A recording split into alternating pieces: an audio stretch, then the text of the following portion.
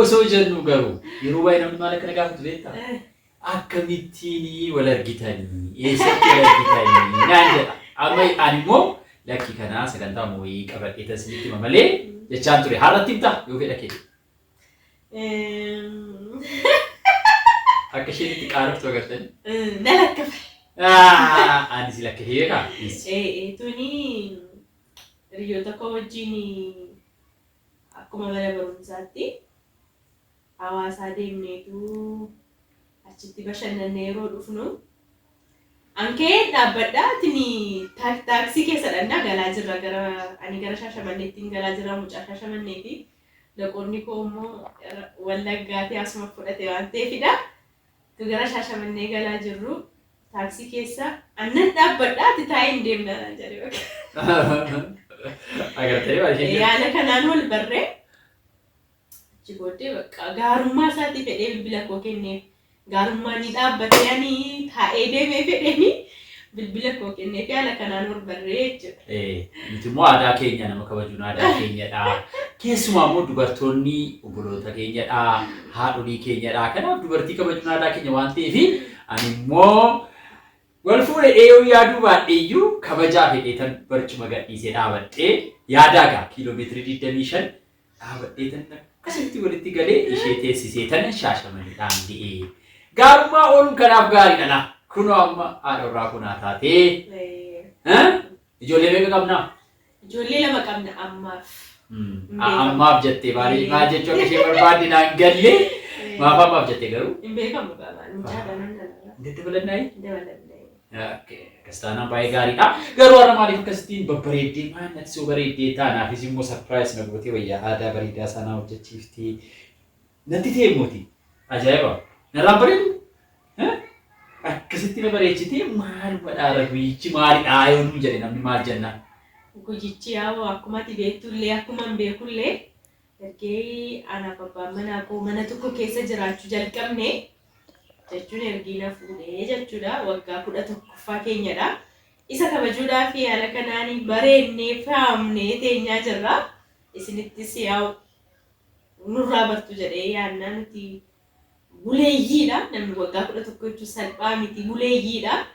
Waan tokko isin barsiisna waggaa 11 kana keessatti mudannoo nama mudatanii isin barsiisna jennee yaadneetu dhufne kaagana isin biraan geenya. Waan gaariidha kanatti kaastee ani gaa maqaan ishee Oromiyaadha. Ani Oromiyaan jedhuun yeroo baay'ee naannii jedhaani maaliif akka naannii jedhuun beeku. Garuu naannii kan jedhamu immoo taphataan kubbaa miilaa Afrikaa keessa jira baay'een jaalladhaani sababa kanaan kan kee isheedhaan naannii jechuun jalqabee isheenis maqaa garaagaraatiin namatti maqaa shammoo jaan qaba isin tokko duwwaa roobasaas jedhamu beektuu isheen garuu maqaa baay'inaa baaftee mana kana keessatti waan baay'inaan namatti osoo jennu garuu waggaan 11 salphaa miti. Bu'aa baay'ee keessa dabarree ijoollee 2 godhannee haala kanaan immoo Waaqayyoo galatu jaalalaan wal kabajuudhaan jiraanneetu har'a geenye kun salphaa miti. Tokkoffaa Waaqayyoo guddaa galateeffannaa isatu nu jiraachisee asiin nu ga'ee.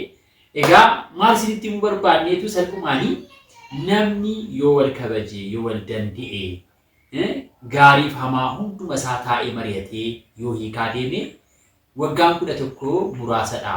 Waggaa 100 waliin jiraachuun hin danda'ama. Keessattuu sababa garaagaraatiin walii kudhaaf ariifattan ijoollee keessatti dhiistanii warra fiiguu barbaaddanii teessanii mari'attanii jennaan wanti hunduu salphaadha. Wanti hin darbamne jiru miti giiftii kun waan baay'ee dabarsinee arga keenyatti. Kanaaf wanti hundumtuu hin darbamaa. Kanaaf isinis immoo isa kanaan muuxannoo akkasiin fudhattan barbaannaa. Nuti immoo ganaa waggaa meeqa jiraanne? Isa sararqiif dhiisa. Akkasuma garuu nuti haala namoonni maal jechaa turan beektu waggaa 25 keessatti isin haa ga'u waggaa 50 isin haa ga'u jechaa turanii nuti isin jaallannaa hawwii keenyadha waggaa dheeraa jiraachuu barbaannaa. Akkuma argitan egaa giifti dureen koo akka isheen bareeddu argitaniitu mitiire akka isheen itti bareeddu. Kanaaf akkasitti akka bareeddu eenyutu godhe yoo jettan anatu kunuunsee bareechi. Amma haadha ijoollee lamaa fakkaattiire haadha ijoollee lamaa fakkaatti.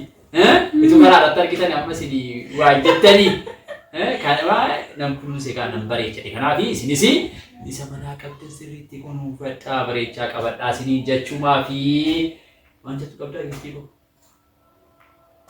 Maal jennaa waggaa 11 kana keessatti waan baay'ee dabarsinee jirra. Mee yaadannu tokko fa'aa. Yaadannu maal seetanii waan biraa miti isiniin jechuu kan hin dhufe waggaa 11 kana kanatti jaalalaan kolfaan duwwaa miti kan dabarsinee rakkina amalaatti keessa dabarreerra. Rakkina jireenya keessa dabarree jirra. Rakkina baay'ee keessa dabarree jirra. Sirriitti wallollee jirra. Maal godhee jettan yeroo jalqabaa jechuudha. Bishaan jookiidhaan itti naqeen jalaa badee beeka.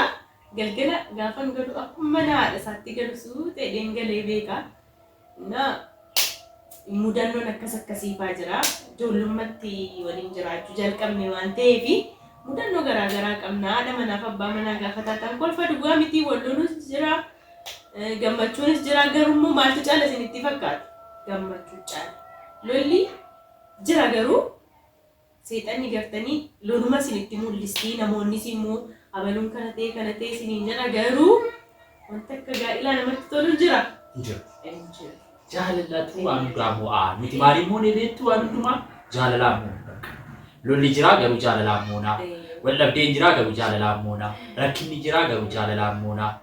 Rakkinni diinagdee jira, horii dhabuun jira garuu jaalalaan akaayillee maal godhatanii nyaachuu hin danda'amu. Waaddatanii akaayii sana nyaachaa kolfaa kun hundumaa kan fidu maalidha? Jaalaladha. Osoo jaalalli jiraachuu baate garuu wanti hundumtuu guutee, nyaanni guutee, uffannaan guutee, wanti hundumtuu guutee jaalalli jiru taanaan isuma sana jiraachuun hin danda'amu. Hin danda'amu. Konkolaataa ofuun kan danda'amu yoo jaalalli jiraate. Mitiree bareedanii deemuu kan danda'amu jaalalli jiraate. Jaalalli jiru taanaan garuu gatii qabu. Kanaaf jaalalaa waan hundumaa moonee har'a geenye. Har'a baay'ee nutti toleera. Egaa waggaa 11 har'aa mana keenya cidha ture. Cidha bareedaa ture. Cidha sana keessatti immoo faarfannaa ture waan baay'ee ture. Isa fa'aa yaadachaa ture. Wantoota amma akka isheen isiniin jette gaafa wallalaa turre fa'aa akkamittiin akka nuti wal bira darbaa turre fa'aa akkuma isheen isinii kaasa ture. Waan akkasii fa'aa ture isa yaadachaadha kan waliin kabajnee. Namoonni baay'ee immoo kabaja kana wajjiniin wal qabatee simmoo nu faana turanii.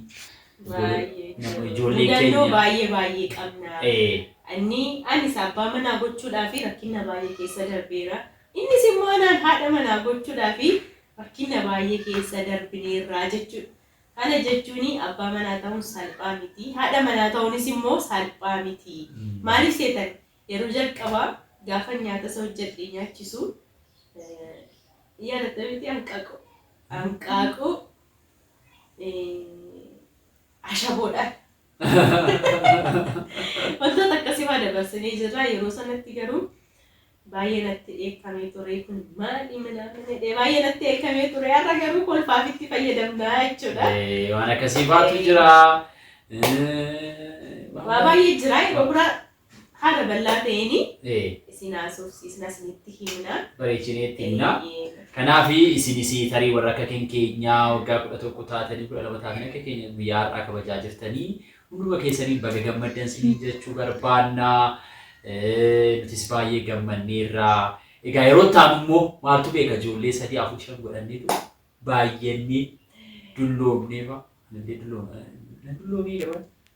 40 ogeessoo muuxa. Laa muuxattala jechaa jirti. 40 guutuudhaaf fiigaa jira. Yaa muuxachuun koon oolu. Yeroo sana irra deebinee wal fuuna baay'ee. Irra deebinee. Cidha bakka biraa godhan. Kana fakkaataa baay'ee nutti toleera. Isinis gammachuun keenyayyuu yoomayyuu waan baay'ee isinitti himuu baanneeyyuu gammachuun keenya har'a ga'uun keenyayyuu waan baay'ee isin barsiisa jedhee yaada. Kanaaf namoonni gaa'ela keessa jirtan hundi keessan gaa'ela keessan sirriitti kunuunfadhaa, sirriitti qabadhaa, wal kabajaa. Waaqayyoon immoo ofirratti moosisaa. Warri immoo gaa'elatti hin galle immoo gaa'elatti galuun salphaa miti. Sirriitti itti yaadaa. Baay'ee ulfaataadha. Garuu immoo gaa'elli minyaa. Kanaaf ulfaata gartanii mitiree waan minyaa of ulfaata. Wanti minyaa haala salphaan hin argamu. Kanaaf itti yaaduun baay'ee barbaachisaadha. Isiniin jechuu barbaanna. Miidiyaa keenya like, share, subscribe gochuudhaan nu gargaaraa isiniin jenna. Anaaf miidiyaa beektu deebina. Akkasuma.